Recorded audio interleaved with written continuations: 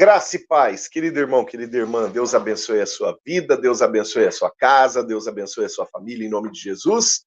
Nós estamos em 120 dias de consagração, esse é o nosso dia de número 107, e nós estamos na nossa live de número 76, né? Live de número 76 do nosso período dos 120 dias de consagração. Que bênção nós podermos estar juntos novamente, que bênção você estar acompanhando esta live, que bênção nós podermos avançar na leitura da palavra do Senhor. Hoje é dia 19 de agosto, segunda-feira, né?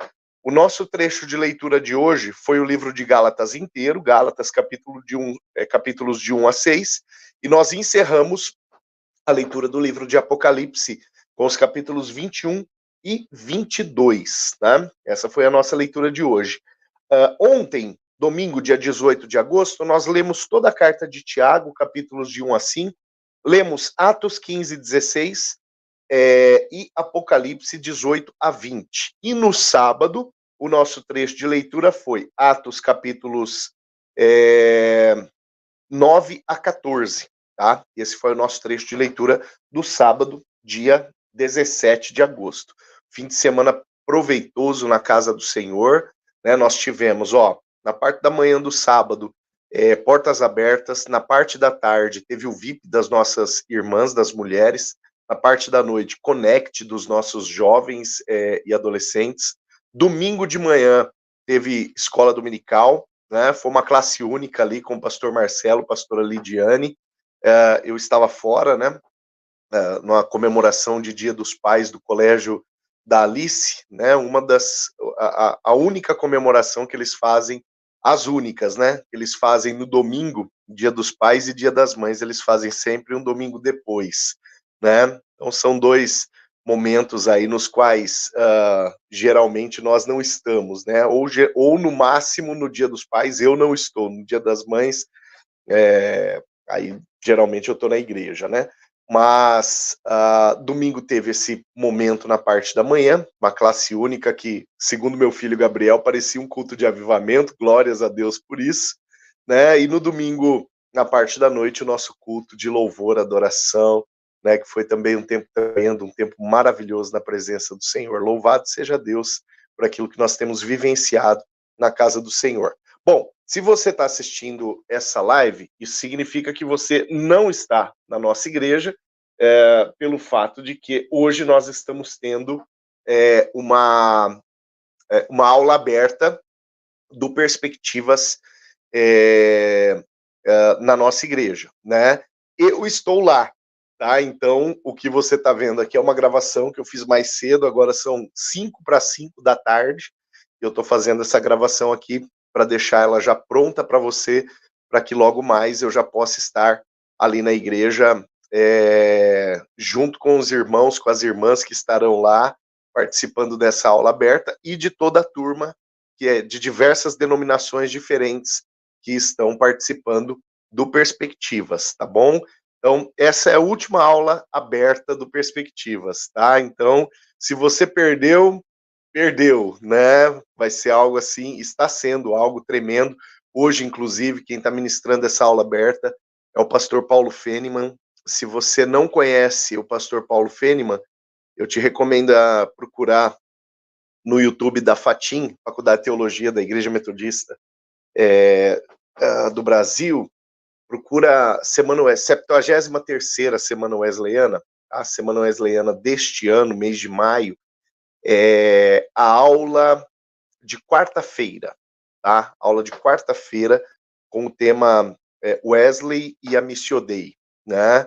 Então, a visão missionária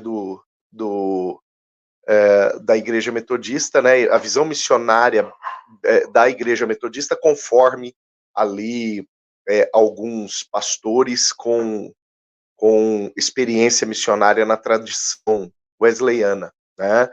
Foi o pastor Paulo Pontes, da nossa Igreja Metodista lá em Uberlândia, o pastor Paulo Feniman, que é o diretor executivo da MTB, né, que é uma agência missionária aqui do Brasil, e eu, né, eu estava lá mediando essa aula. Então foi um tempo assim bastante precioso, de repente algo ali a você assistir, porque tem informações ali extremamente relevantes e importantes. É o Feneman que está ministrando essa aula hoje aqui no Perspectivas, na nossa igreja, tá bom? Então, por conta disso, por conta do Perspectivas, eu estou participando lá, sou aluno do Perspectivas, olha que benção, né? Então, por conta disso, você está assistindo uma reflexão gravada, tá bom?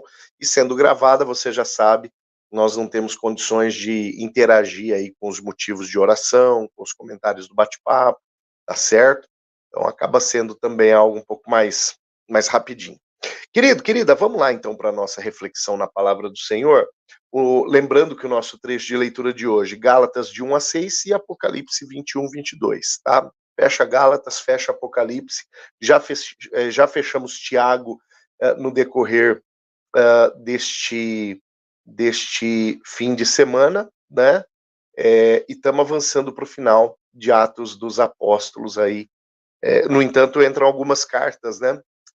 Antes de Atos dos Apóstolos, porque Atos, como eu costumo dizer na nossa sala de imersão na Bíblia, né? Neste semestre nós estamos estudando o Antigo Testamento, mas conforme eu costumo dizer na nossa sala de imersão, Atos é a linha do tempo, né? Atos junto com os Evangelhos, né? Eles formam a linha do tempo mais importante do Novo Testamento, não completa, né? Mas mais importante do Novo Testamento.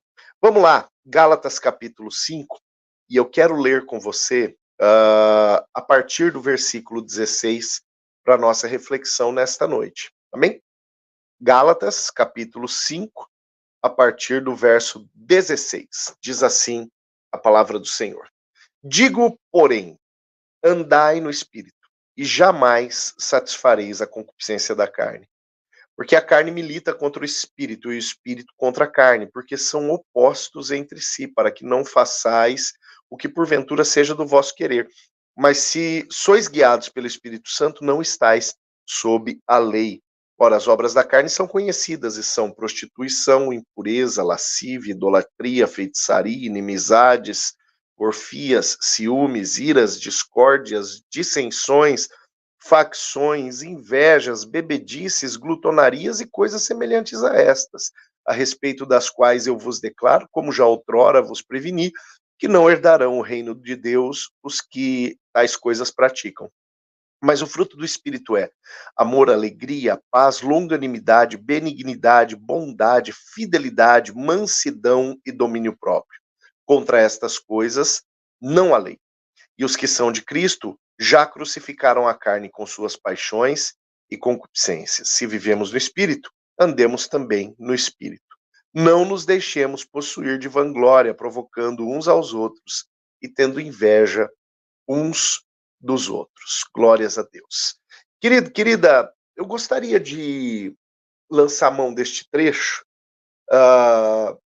levando em consideração, em primeira instância, a introdução desta passagem, a introdução desta fala do apóstolo Paulo. Quando lá no verso 16 nós lemos, portanto, andai no Espírito e jamais satisfareis a concupiscência da carne.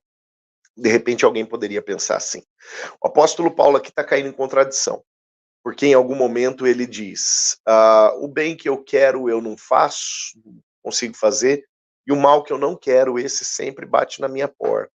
Né? Alguém poderia dizer, mas se Paulo tinha, né, descobriu, em uma das suas primeiras cartas a serem escritas, se não a primeira, a carta aos Gálatas, se ele descobriu a fórmula de não satisfazer a concupiscência da carne, ou seja, de não satisfazer o desejo pecaminoso da carne, né, em outras palavras, de não pecar, como é que mais tarde ele diz, o mal que eu quero, o mal que eu não quero, esse eu sempre cometo, e o bem que eu quero eu não dou conta de fazer? Né? Aonde que Paulo está se contradizendo? Né? Seria em uma das na primeira passagem citada, ou na segunda? Na verdade, aqui não há uma contradição, né? Porque a explicação àquilo que Paulo está falando vem logo no versículo posterior, no versículo 17. Né?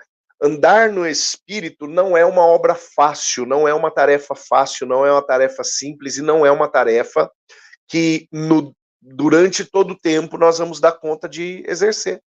No entanto, a vivência no Espírito, a entrega ao Espírito, a sensibilidade à voz do Espírito, essa é a matéria sobre a qual Paulo está trabalhando aqui, sobre a qual Paulo está falando aqui. Quando eu digo, olha, nós não vamos conseguir, eu não estou dizendo para você assim, então desanima, né? Então abre mão de maneira nenhuma, querido. Eu estou dizendo, ou eu quero dizer aquilo que Paulo coloca como uma prerrogativa essencial aqui, de que enquanto eu ando no Espírito, a minha carne não é saciada. Enquanto eu ando no Espírito, a concupiscência, o desejo pecaminoso da minha carne, esse cai por terra. Então, quanto mais eu dou conta de cultivar a presença do Espírito Santo na minha vida, menos a minha carne tem vez, menos a minha carne tem espaço, menos a possibilidade de eu satisfazer concupiscências da minha carne, menos a possibilidade de eu cair em pecado. Por quê? Porque quanto mais eu ando no Espírito, maior a minha sensibilidade acerca das coisas de Deus, maior a minha dependência do Senhor, maior a minha abnegação das minhas próprias vontades, para que eu possa viver a vontade boa, agradável e perfeita de Deus. Aliás, isso é o fechamento da própria passagem que nós estamos lendo, quando lá no começo da despedida, lá no começo do final deste assunto, no verso 25, Paulo diz, se vivemos no Espírito, andemos também no Espírito. O que ele quer dizer aqui? Se de uma vez por todas nós fomos vivificados, se a causa da nossa nova vida está centralizada no fato de sermos vivificados pelo Espírito Santo de Deus, então nós devemos testemunhar o Espírito no dia a dia. Quando Paulo diz, se vivemos, quando Paulo usa o termo vivemos, ele está referindo-se a um ato concreto e estabelecido em um determinado momento através do Senhor. A partir do momento que nós fomos cheios do Espírito, a partir do momento que nós nascemos para o Espírito, aqui, a partir daqui, nós passamos a viver para Ele. Nós recebemos vida através do Espírito Santo, uma nova vida, uma vida centrada na vontade de Deus. Então, aqui nós temos um ato estático. E quando Paulo fala andemos, aí ele está falando de um ato dinâmico, que é, ou que deve ser, a continuação natural deste ato estático que é o vivemos. O vivemos, Paulo está demarcando, né, uma estaca de ponto de partida. Eu recebi uma nova vida. Aqui, ó. No dia que eu recebi o Espírito de Deus, eu recebi uma nova vida. Eu recebi uma nova cadeia de valores. Eu recebi uma nova perspectiva para a minha conduta. Eu passei a viver mediante isso. A partir daqui eu preciso andar, né, no Espírito. Aqui ele dá uma dimensão de algo dinâmico, de algo que frequentemente vai acontecendo. Então há um derramar de Deus, mas há uma necessária decisão nossa, né? Então quando Paulo, lá no começo, ele diz, ande no Espírito, e você não vai satisfazer a concupiscência da tua carne, ele está deixando claro, porque o Espírito foi derramado, lá no verso 25. Porque você tem uma nova vida, que é a nova vida dada pelo Espírito. Mas essa nova vida, ela precisa fluir. Essa nova vida, ela precisa ser testemunhada. Essa nova vida, ela precisa ser exposta. Ela precisa ser dinâmica, né? Ela precisa acompanhar o teu dia a dia. E como eu disse, vai ter momento que nós vamos errar nisso daqui. Vai ter momento que a gente vai olhar para a nossa carne com mais desejo de atendê-la do que olhar para o Espírito de Deus com o desejo de obtê-lo e de mantê-lo e dar a devida manutenção a ele. Agora, quanto a isso, Paulo fala qual é o resultado. E Paulo não romantiza. Paulo diz assim, ó, a obra da carne, né, tá lá no verso 19. As obras da carne são conhecidas. E são prostituição, impureza, lascívia, idolatria, feitiçaria, inimizade, porfia, ciúmes, iras, discórdias, dissensões, facções, invejas, bebedices, glutonarias e coisas semelhantes a esta. Ou seja, a lista não para aqui, né? Coisas semelhantes, coisas do mesmo naipe, ele diz. Elas vão ser o resultado de todas as vezes que você deixar de observar uma vida no espírito para negociar com a carne. Então, de fato, embora exista a possibilidade de você ou eu termos sido vivificados pelo Espírito de Deus, e em algum momento interrompermos o andar no Espírito, embora exista essa possibilidade, Paulo ele fala que o resultado disso é catastrófico. Porque quando eu não estou andando no Espírito, eu estou andando pela minha própria carne. E aquilo que a minha carne pode produzir, essa listinha simpática dos versos 19, 20, 21, né, aquilo que a minha carne pode produzir é catastrófico. É catastrófico. No entanto, Paulo aqui coloca qual resultado benéfico, qual resultado maravilhoso do andar no Espírito, ou seja, do colocar as características deste novo nascimento para funcionar na minha vida e no meu dia a dia. Paulo ele chama isso de fruto do Espírito, o resultado do Espírito agindo na minha vida. E ele diz, o fruto do Espírito é o seguinte, ó, tá lá no versículo 22, amor, alegria, paz, longanimidade, benignidade, bondade, fidelidade, mansidão, domínio próprio. E é legal o fato de Paulo fechar este versículo de número 23, né, que é a continuação do 22 aqui, ele fecha esse versículo dizendo, contra estas coisas não existe lei. Quando Paulo fala contra estas coisas não existe lei, ele está rebuscando aquele raciocínio que ele abriu ali no versículo de número... Cadê? Jamais satisfareis a concupiscência da carne. Aqui, ó, ali no versículo de número 18, quando ele diz assim, ó, se sois guiados pelo Espírito, não estáis sob a lei, né? Agora Paulo ele diz assim, ó, contra estas coisas não há lei, né? O que Paulo está querendo dizer aqui? Se eu sou guiado pelo Espírito, eu não estou sob a lei, e contra os atos, os resultados, o fruto do Espírito na minha vida, não existe lei. O que Paulo está dizendo aqui? Que eu me torno alguém inacusável. Para que serve a lei? A lei ela serve como um parâmetro de distinção entre o certo e o errado, ok? Como um argumento que seja favorável ou contrário a mim. Favorável a partir do momento que eu pratico, contrário a partir do momento que eu não pratico. Agora, por que Paulo está usando o termo lei aqui quando ele escreve aos Gálatas? O grande problema da carta aos Gálatas, se você leu esse texto hoje, você vai perceber que o grande problema está lá na introdução da carta, logo no primeiro capítulo. Quando Paulo ele fala com os cristãos recém-convertidos ao cristianismo, no entanto, judeus, né? Judeus que moravam na região da Galácia, que agora converteram-se ao cristianismo, né? Receberam o cristianismo, no entanto, agora estão voltando às práticas farisaicas de cumprimento da lei, as práticas meramente avaliativas, né? Eu digo avaliativas no sentido de acertar ou errar.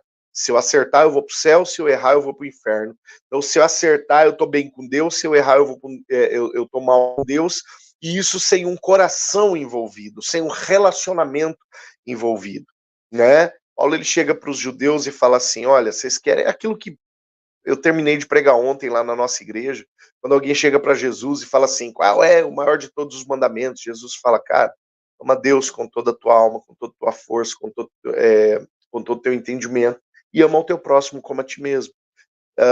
Nisto apoia-se toda a lei e os profetas, né? A afirmação de Mateus 22:40, nisso apoia-se toda a lei e os profetas.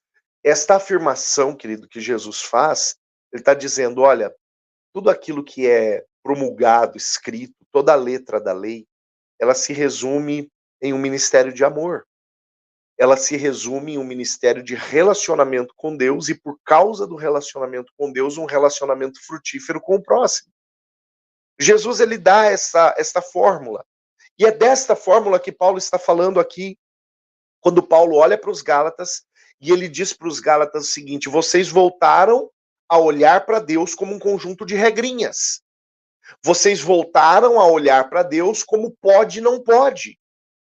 E Deus não é um pode e não pode. Deus não é um conjunto de regrinhas. Deus não é um sim e um não, e quando eu erro a resposta, cai um raio na minha cabeça. Deus não é isso. Deus pressupõe relacionamento. Com isso eu não quero dizer que Deus passa o pano quando você de alguma forma erra, querido. Mas a causa pela qual você busca acertar quando você se relaciona com Deus é muito diferente da causa pela qual você busca acertar quando você é obrigado a cumprir uma lei. Dá para entender a diferença? A questão é, por que eu dizimo? Por que eu oferto? Por que eu vou à igreja? Por que eu evangelizo? Por que eu discipulo? E por que eu faço tantas outras coisas que são inerentes à fé? E aí você pode ter duas opções de respostas. Bom, porque tudo isso está escrito, eu sou mandado a fazer estas coisas, então eu preciso fazê-las. Uma coisa é você responder desta forma. Outra coisa é você responder da seguinte maneira: eu faço tudo isso porque eu amo meu Deus e eu sei que isso agrada o seu coração. Aí alguém pode dizer, mas no final das contas, o peso do mandamento não muda? Sim, o peso do mandamento, ele mantém-se o mesmo. O peso da ordem mantém-se o mesmo. Agora, a causa, ela tem muito mais a ver com Deus, a causa de fazer o que fazemos por amor a Ele tem muito mais a ver com Deus do que o simples cumprimento de regras. Por quê? Porque Deus é um Deus relacional. Deus não é um Deus que precisa de cumpridores de regras. Deus é um Deus que preza por relacionamentos. Se você olhar no Antigo Testamento, você vai ouvir, ou você vai ler, por algumas vezes, a expressão Deus zeloso, que em outras traduções é traduzido, e não de forma equivocada, de uma forma bastante correta, como Deus ciumento. Ou seja, um Deus que olha para aqueles que são posse dele e guarda estes que são posse desta forma. Ah, mas ciúme não é uma coisa feia, pastor? Quando diz respeito ao próprio dono, não. A questão é que eu e você não temos o direito de ter ciúme porque nós não somos donos de nada. Nós não somos donos de ninguém. Tudo que temos pertence ao Senhor e pessoas ao nosso redor não pertencem a nós. Todas são dele. Todas são do Criador. Então nós não temos o direito de ter ciúme. Agora o dono tem. O dono pode. E o ciúme de Deus não é uma reação doentia. O ciúme de Deus pressupõe o zelo do dono por aquilo que é dele e o cuidado incondicional. Tão incondicional que a maior prova do ciúme de Deus se chama Jesus Cristo. Tão incondicional que a maior prova desse zelo tremendo foi o próprio filho dele. Dá para perceber a diferença? Né? É que o nosso conceito de ciúme não é o conceito bíblico de ciúme. O nosso conceito de ciúme parte do princípio da possessividade, parte do princípio do desejo de que aquilo que eu acho que é meu atenda só a mim e só as minhas necessidades, só os meus gostos. Então, o nosso conceito de ciúme pressupõe isso. O conceito de ciúme de Deus, conceito bíblico de ciúme, quando refere-se a Deus, pressupõe o zelo de Deus por aquilo que é dele. De fato, e única e exclusivamente dele, por direito dele, porque ele criou, porque ele é o dono e o mantenedor de todas as coisas. Dá para perceber? Quando a gente olha, por exemplo, estou falando de um Deus relacional. Quando a gente olha, por exemplo, lá em Gênesis, a palavra diz que Deus todos os dias descia à terra para que ele pudesse andar com Adão na viração do dia. Deus relacional. Quando nós olhamos para o Novo Testamento, em Mateus capítulo 28, no versículo 20, mais uma vez o Deus relacional é revelado através de Jesus Cristo, quando Jesus diz, estarei convosco todos os dias até a consumação dos séculos. Quando nós ainda olhamos no Novo Testamento, quando Jesus está falando acerca do quão é importante que ele vá para que ele envie o outro Consolador, Jesus deixa claro, olha, vocês não vão ficar desamparados, vocês não vão ficar órfãos, é o termo que ele usa. Vocês não vão ficar órfãos. Eu vou enviar sobre vocês um outro consolador. Ele vai dizer para você para vocês o que vocês têm que fazer. Ele vai dizer para vocês por onde vocês devem ir. O Consolador aqui é o amparador, aquele que nos ajuda na caminhada, aquele que nos sustenta na caminhada. O termo Consolador aqui tem mais esse sentido de amparador, aquele que nos ampara, aquele que nos ajuda, aquele que nos apoia, aquele que serve de arrimo, aquele que nos suporta, no sentido de ser suporte, no sentido de ser condutor, no sentido de nos mostrar o caminho. Querido, querida, se isso não é um Deus relacional, então eu já não entendo o que pode ser. Entende? E Paulo, então, está exortando aos Gálatas, dizendo assim, vocês voltaram à mentalidade de que Deus se resume em um cumprimento de regrinhas, de pode e não pode, de coisas que eu devo, coisas que eu não devo fazer. E não é isso. Deus quer muito mais do que isso com vocês. Ele quer sim a lei sendo cumprida, ele quer sim sendo a palavra cumprida, mas porque você deseja agradar o coração dele. E não porque você deseja tirar nota boa na prova. Não porque você deseja acertar todas as questões, zerar todos os mandamentos, não repetir nenhum deles só pelo fato de demonstrar quanto pelo seu esforço você pode fazer alguma coisa. Quanto pelo seu poder de opinião você pode fazer alguma coisa. Querido, eu já vi muita gente dizendo assim, não, fulano de tal se converteu, e fulano de tal ele tem opinião, né? Porque aquilo que ele fazia, ele não faz mais. Né? Aí alguém pode perguntar, mas pastor, isso não é um bom sinal? Eu digo para você, pode não ser. Pode ser um péssimo sinal. Pode ser um sinal de uma conversão baseada em um parâmetro de fé farisaica. Em que alguém simplesmente vai fazer coisas porque relacionou Deus com o cumprimento de regrinhas. E de que adianta cumprir regrinhas sem relacionar-se com ele, sendo que ele, no seu maior propósito, demonstra-se como um Deus relacional. Sendo que ele, através de Cristo, estabeleceu a igreja como corpo de Cristo. E um corpo que é vinculado a Cristo como seu cabeça. Há um vínculo.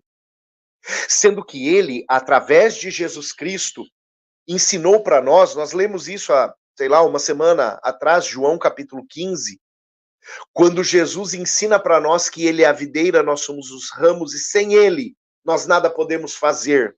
Sem ele, para nada nós prestamos, senão para sermos lançados fora e secos, venhamos a ser alimento de fogo. Olha lá em João capítulo 15, Jesus comparando-se a uma videira e comparando a mim e a você como um ramo. Isso é relacionamento, querido. Nós estamos falando de um Deus relacional. De um Deus que, através do seu Filho, mostrou-se relacional, descendo à terra. Olha Filipenses, ainda não é nosso trecho de leitura, mas olha Filipenses capítulo 2. Que evidência de um Jesus relacional. Quando a palavra diz que ele não usurpou do fato de ser igual a Deus, antes a si mesmo se esvaziou, assumiu a forma de servo. Quando ele andou no meio dos homens, ele se fez servo. Olha um Jesus relacional que começa o seu ministério chamando 12 para andar com ele. Marcos capítulo 3, versículo 14. Chamando 12 para andar com ele. Ele não chamou 12 dizendo assim, eu tenho uma proposta de negócio para vocês, tenho uma proposta de emprego para vocês. Quer ser apóstolo? Vamos ver se você vai dar certo. Vou te transformar num pregador. Jesus não chama os 12 com propostas. Ele chama para andar junto. A grande proposta, a grande estratégia, o grande segredo de Jesus sempre foi o relacionamento. O grande segredo e o grande desejo de Deus sempre foi o relacionamento. Se você voltar lá em Deuteronômio capítulo 19, a palavra vai dizer que o propósito do Senhor era constituir um reino de sacerdotes. Quem é o sacerdote? É o representante do povo diante de Deus. É o cara que tem acesso à presença de Deus. É quem entrava no Santo dos Santos. É quem ia até a presença de Deus. É quem queimava sacrifício. É quem orava pelo povo a Deus. É quem tinha este acesso. Deus queria um reino de sacerdotes. Só uma parte de uma tribo se levanta para cumprir esse propósito. Aí quando Jesus é crucificado, a palavra diz que rompe-se de cima a baixo o véu que separa a área sacerdotal, de exclusividade sacerdotal, da área comum, a área do povão. E este romper o véu revela, mais uma vez, um Deus relacional. Um Deus de relacionamento.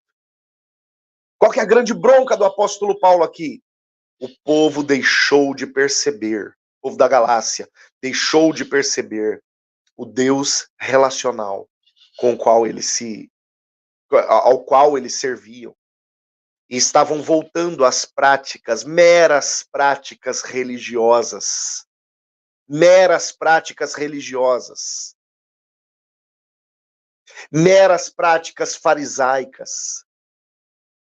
Que não pressupunham um Deus de relacionamento, mas que pressupunham um Deus com uma caneta na mão e um bloco de anotações, dizendo assim, deixa eu fazer as contas aqui. Quantas ele acertou, quantas ele errou.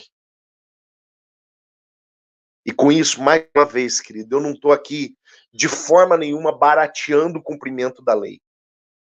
Muito pelo contrário, nós estamos levantando o sarrafo, nós estamos levantando aqui a média. Porque uma coisa é cumprir a lei integralmente só pelo cumprimento. Outra coisa, muito mais pesada, mas muito mais recompensadora, é cumprir a lei por amor ao dono da lei. Por reconhecimento ao dono da lei, por aquilo que ele fez por mim, por aquilo que o ministério do Cristo, do Filho de Deus, significou na minha vida. Paulo está chamando os Gálatas de volta a um relacionamento de amor com Deus. E não um mero relacionamento de dono com propriedade. Não um mero relacionamento de criador com criatura. Mas, pastor, não é isso que nós somos? Sim, é isso que nós somos, mas Jesus nos deu um direito a mais. Jesus, lá em João capítulo 15, de novo, ele diz assim, eu já não chamo vocês de discípulos, eu chamo vocês de amigos. Porque os discípulos, os servos, não sabem o que o Senhor faz para eles. Agora os amigos sabem. Querido, Jesus, ele chamou a gente para dar esse passo mais próximo.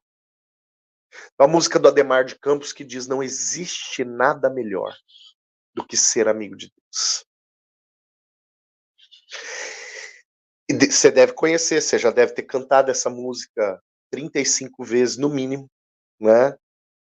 Que ela não é das novas, ela é, lá da época, né? De uns dias atrás. Mas tanta gente, querido, tanta gente que canta e que cantou e que ainda vai cantar, que não existe nada melhor do que ser amigo de Deus. Tanta gente que ainda não entendeu, mesmo cantando e recantando e tricantando essa canção.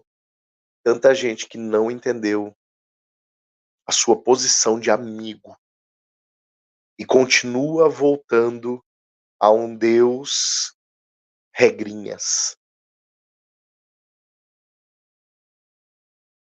Eu não quero prosseguir, eu quero parar por aqui e quero parar fazendo alguns desafios para você.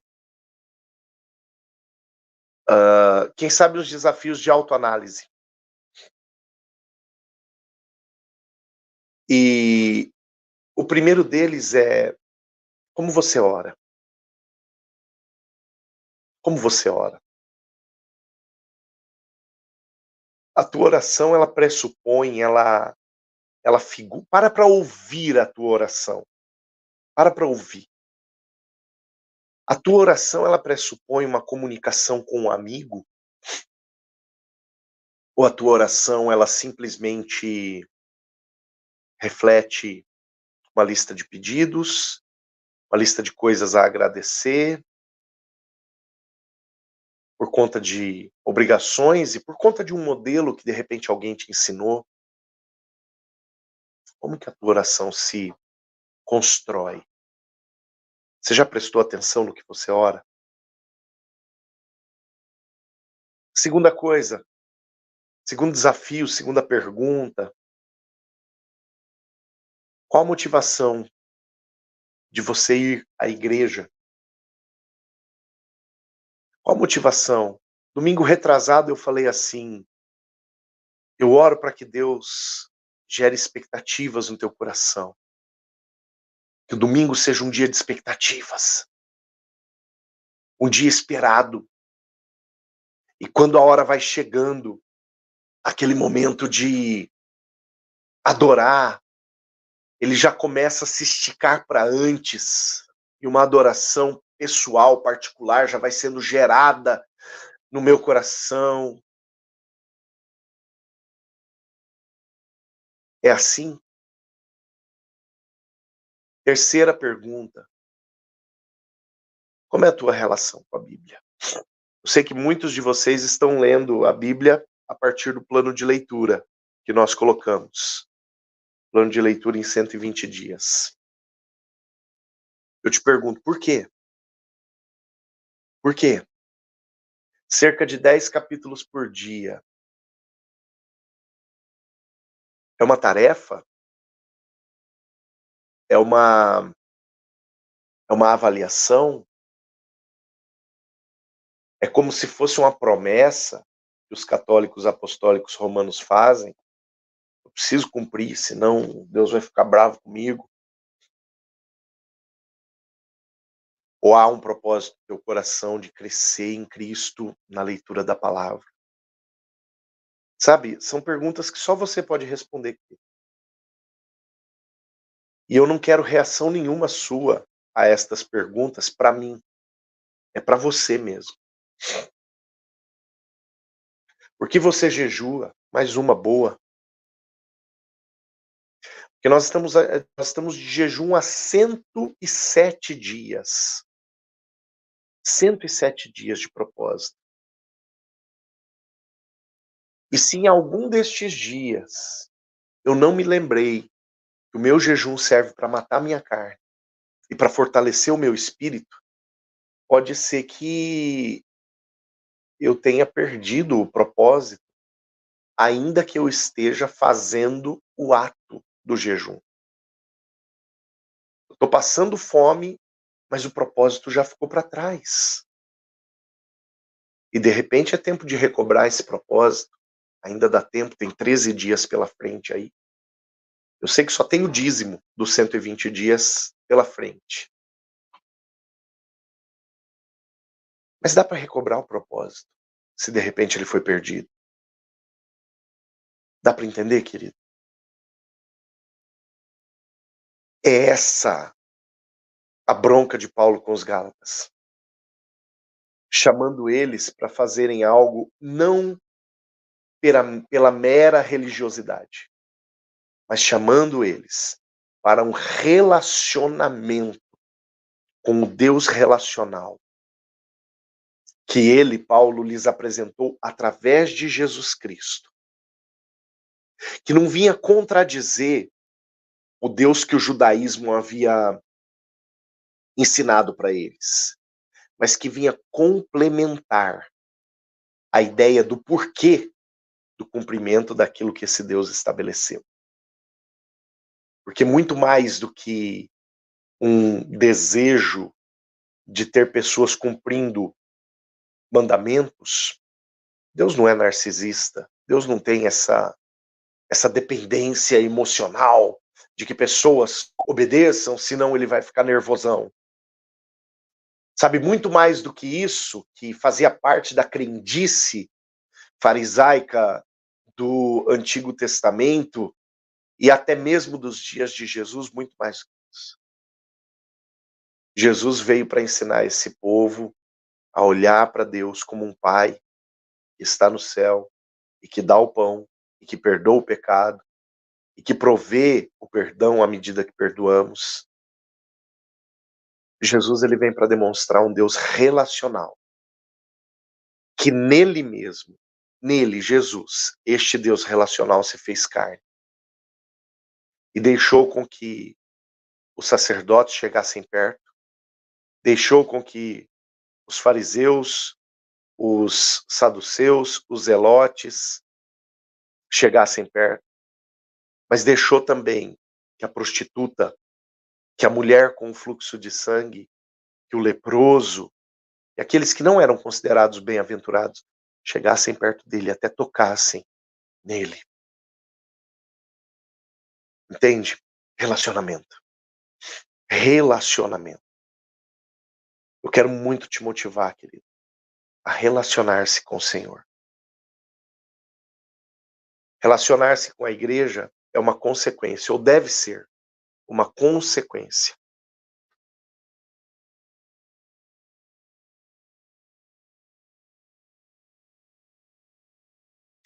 Eu dei uma travadinha aqui. Relacionar-se com a igreja deve ser uma consequência de um relacionamento anterior, o relacionamento com o Senhor. Amém? Guarda essa palavra e viva esta palavra em nome de Jesus. Amém? Deixa eu lembrar você aqui o seguinte, queridos. Lá na igreja, né? Eu não estou aqui ao vivo. Isso daqui é uma gravação. Por conta da segunda aula do Perspectivas, aula aberta, né, do Perspectivas, que está sendo na nossa igreja. Então, por conta disso, nas segundas-feiras, a nossa live ela também vai ser gravada, tá? Porque todas as segundas-feiras do Perspectivas eu estarei lá na igreja, uma vez que eu estou fazendo parte deste curso, tá bom? Então, por isso, nós não temos interação com motivo de oração, com os seus bate-papos aí, mas eu quero muito motivar você, a se você tiver algum motivo de oração, a compartilhar ele aí no bate-papo com outros irmãos, outras irmãs que porventura estejam participando deste momento, deste vídeo, né? Ele está sendo transmitido simultaneamente para todos, para que vocês possam orar uns pelos outros, tá bom? E se de repente for um motivo de oração de alguém que você conhece, de alguém que você tem relacionamento, liga para ele, manda uma mensagem de WhatsApp, manda um áudio de uma oração, né? Ora pelo irmão, ora pela irmã, em nome de Jesus, tá bom? Deixa eu lembrar para você também que agora no mês de agosto, nós estamos orando por filhos espirituais, tá bom? Então agora no mês de agosto, nosso objetivo, a nossa causa de oração é essa, e eu quero muito motivar você a orar, a detectar os teus filhos espirituais e a caminhar na direção deles, tá bom? Ora pelos filhos espirituais, mas também age, tá bom? Vai na direção dos seus filhos espirituais, em nome de Jesus. Amém? Vamos para o nosso tempo de oração. Meu Deus, obrigado, Pai, pela tua graça, obrigado, Senhor, pela tua bênção, obrigado pela tua palavra. Obrigado porque tu és um Deus de relacionamento, Pai. E obrigado porque o Senhor espera que nós entendamos isso, para que a gente possa se relacionar contigo, Pai. Que a gente possa se aproximar do Senhor cada vez mais. E não entender o Senhor como um conjunto de regras, como coisas que nós podemos, coisas que nós não podemos fazer, coisas que nós devemos e coisas que nós não devemos fazer. Mas entender o Senhor como um Pai, aquele que deseja dar boas dádivas aos seus filhos, aquele que nós podemos chamar de Pai, aquele que tem demonstrado um grande amor. João diz isso lá na sua primeira carta, no capítulo 3, no primeiro versículo. Veja que grande amor nos tem concedido o nosso Pai de sermos chamados filhos de Deus e realmente o somos. Senhor, em nome de Jesus, que a gente entenda isso. E mais do que entender, a gente viva nesta dimensão de relacionamento com o Senhor como um Pai, com o Senhor como um Deus de amor, com o Senhor como um Deus de vida, com o Senhor como aquele que concede a nós a graça de podermos nos relacionar contigo. Meu Deus, eu quero colocar, se existem motivos de oração neste bate-papo, se existem motivos de oração no coração do teu filho, da tua filha que estão acompanhando, Senhor, esta transmissão, Pai, que em nome de Jesus, o Senhor conhece todas as coisas, o Senhor conhece não apenas o pedido, mas conhece a resposta. Deus, eu te peço, em nome de Jesus, proporciona a resposta sobre a vida do teu servo e glorifica o teu nome nesta vida através desta resposta. Eu oro agradecido e oro crendo em nome de Jesus. Amém. Amém. Glória a Deus. Glória a Deus. Querido, querida, louvado seja Deus pela tua vida, louvado seja Deus por mais este momento juntos. Essa foi a nossa live de número 76, nosso dia 107 do propósito de consagração. Lembrando que amanhã, terça-feira, a live começa 21h15, tá? Por conta do horário de término do Liderando Bem, que é por volta das 21 horas. Falando em Liderando Bem, nós estamos continuando o tema Cura da Alma, e o tema do Liderando Bem amanhã é perdão. Querido, não perca, não perca.